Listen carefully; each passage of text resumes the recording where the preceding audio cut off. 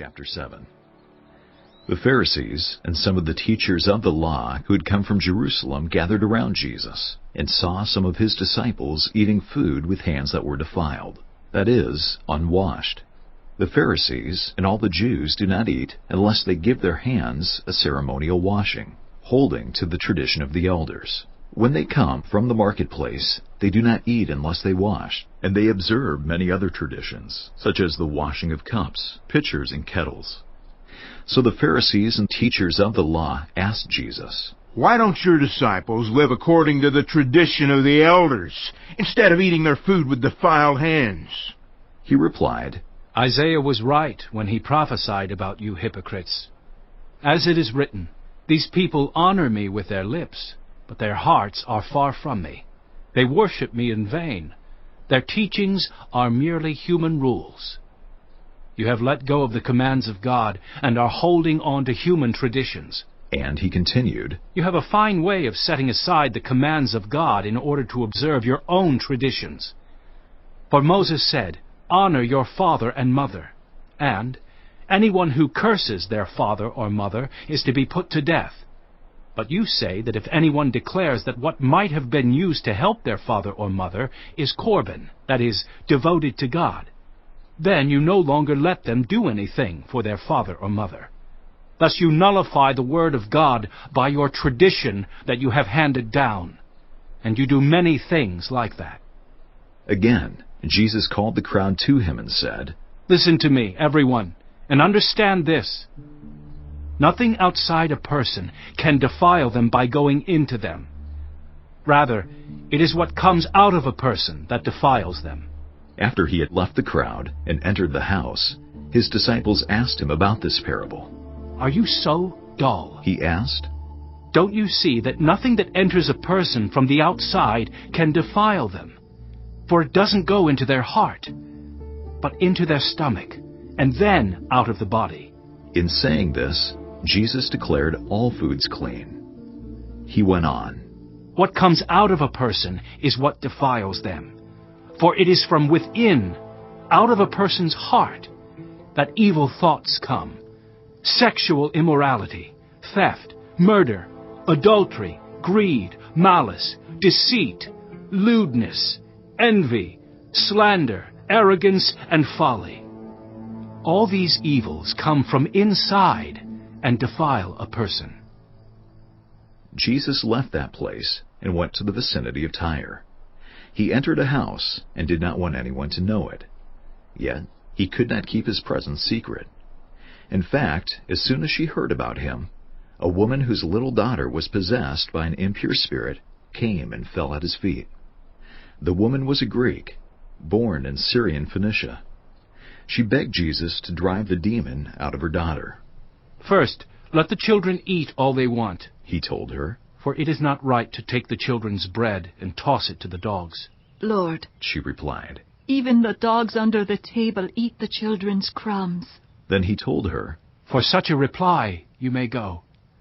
The demon has left your daughter. She went home and found her child lying on the bed and the demon gone. Then Jesus left the vicinity of Tyre and went through Sidon, down to the Sea of Galilee and into the region of the Decapolis. There some people brought to him a man who was deaf and could hardly talk, and they begged Jesus to place his hand on him. After he took him aside, away from the crowd, Jesus put his fingers into the man's ears. Then he spit and touched the man's tongue. He looked up to heaven, and with a deep sigh said to him, Ephatha, which means, Be opened. At this, the man's ears were opened, his tongue was loosened, and he began to speak plainly. Jesus commanded them not to tell anyone, but the more he did so, the more they kept talking about it.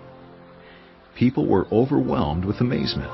He has done everything well, they said. He even makes the deaf hear and the mute speak.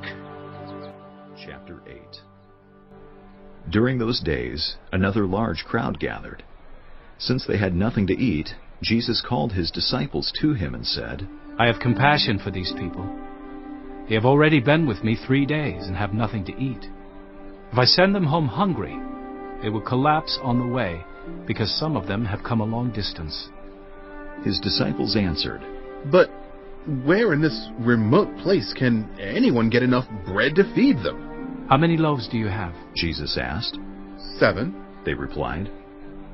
He told the crowd to sit down on the ground. When he had taken the 7 loaves and given thanks, he broke them and gave them to his disciples to distribute to the people, and they did so.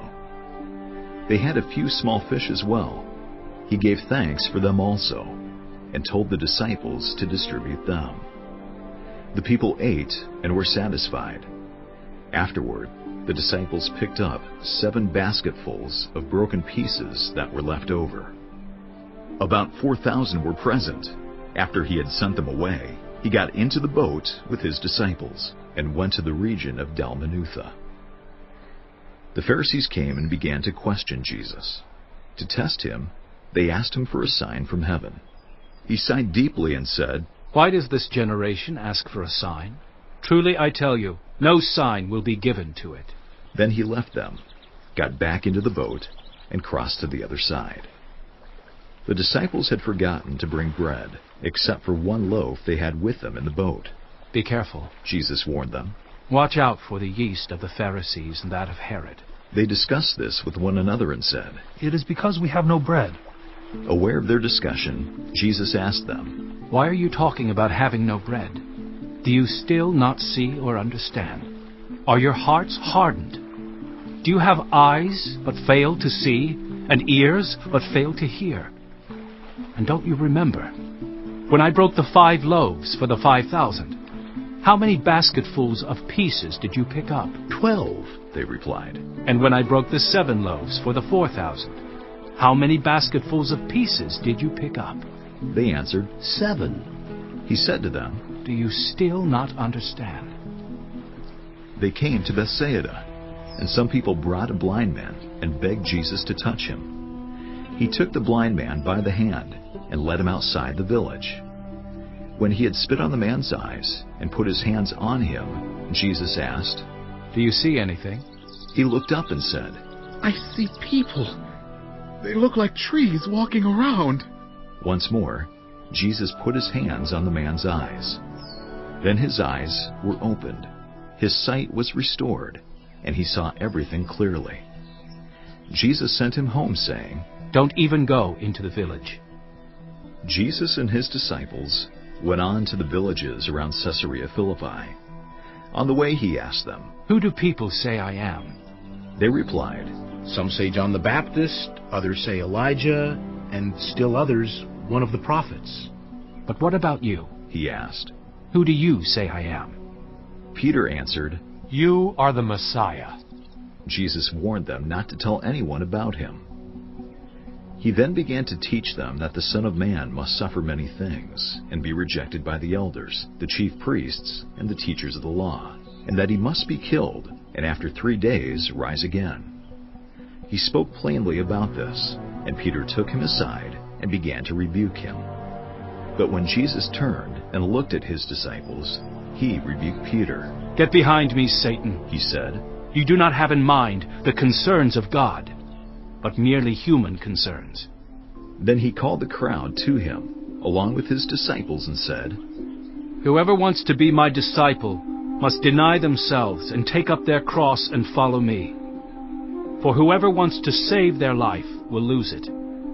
But whoever loses their life for me and for the gospel will save it. What good is it for someone to gain the whole world, yet forfeit their soul? Or what can anyone give in exchange for their soul? If anyone is ashamed of me and my words in this adulterous and sinful generation, the Son of Man will be ashamed of them when he comes in his Father's glory with the holy angels.